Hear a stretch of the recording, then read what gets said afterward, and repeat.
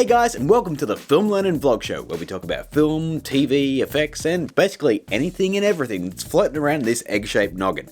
Now, the first topic I want to cover is some changes that will be happening on this channel right now. Now, don't freak out, I'm not going to start, eating drive-through food in my car or conducting social experiments. It's just a change in schedule. Now, I know you've noticed lately that my ability to keep my episode release dates to a certain day has been, well, not great. This time last year, I would have been able to pump out a Film Learnin every time, same day, every week. Nearly. But then this happened. Now, let me just fill you in for those of you without children. They are a vortex of time and energy, and I mean that in the best possible way. I love my son and I wish I could spend more time with him because it's simply an amazing thing seeing this little person develop on a daily basis. But having said that, the amount of time I do spend with him greatly reduces the amount of time I can spend making my show. I used to be able to get up early and put a few hours into an episode before work, or throw an all-nighter if I really wanted it done. But with great responsibility comes sacrifice. Film learning isn't my job, I wish it was, but I still work a full-time job and I don't want to put myself in a position where film learning starts to slide in quality because I'm forced to cut corners to meet deadlines.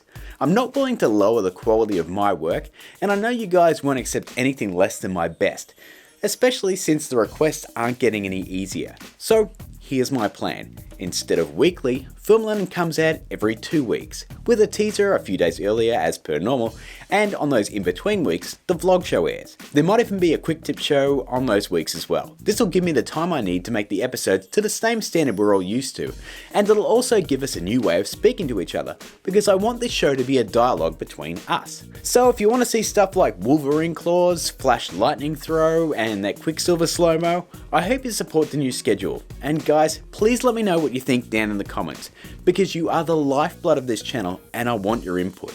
Whew, now that we've got that out of the way, let's talk about some lighter stuff. As some of you may be aware, hell, I was live tweeting about it while I was watching it, I recently saw the ultimate cut of Batman v Superman. Now, if you're unaware, I wasn't the biggest fan of the theatrical cut. I didn't hate it, but I felt that there was a much better movie to be made given the premise. Hell, there is a much better movie, and it's the same premise. The ultimate cut was pretty much just what I thought it'd be. A longer version of the same film. They do fill in some gaps of subplots that do help the movie, but at the end of the day, it still has the same problems as the first release. Batman is still a highlight of the film, and Superman is still grossly underused in his own feature, and the Justice League setup is sort of shoved in sloppier than a fat guy in bike shorts. So guys, if you want to see a great Batman-Superman head-to-head battle, check out the animated feature because it's actually really good. Now, my last topic of the episode is the Adobe conference I went to yesterday.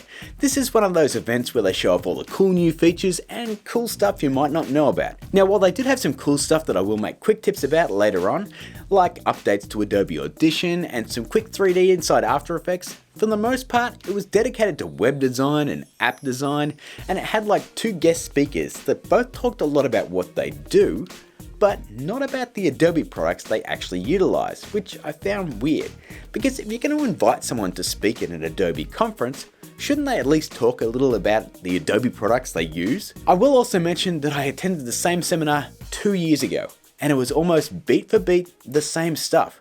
After Effects and Premiere Pro relegated to the last hour, and all that trendy graphic design and web stuff for the 5 hours beforehand. So overall, I'm glad I went to know about those cool features, but I just wish that I didn't have to wait so long to see them. Oh, and please have some healthy stuff for your catering, because scones and lamingtons, I don't want to eat them. I got enough of this to worry about. And lastly, the question of the day comes from Twitter and UAS Adam. Ooh, I probably butchered that one straight down the middle. How big are my file sizes for an average Film Learnin episode? I'd probably say on average the size is around 1 gig. If they're less than 5 minutes, they'll obviously be smaller, but for an episode that's say 8 to 10 minutes long, about 1 gig is the norm. So that's gonna do it for this episode of the vlog show, gang. If there's a topic you'd like me to talk about, throw it down below with the hashtag FLVlog.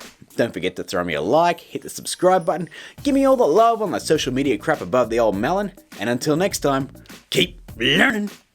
I really need a new catchphrase for this one. I'm working on it.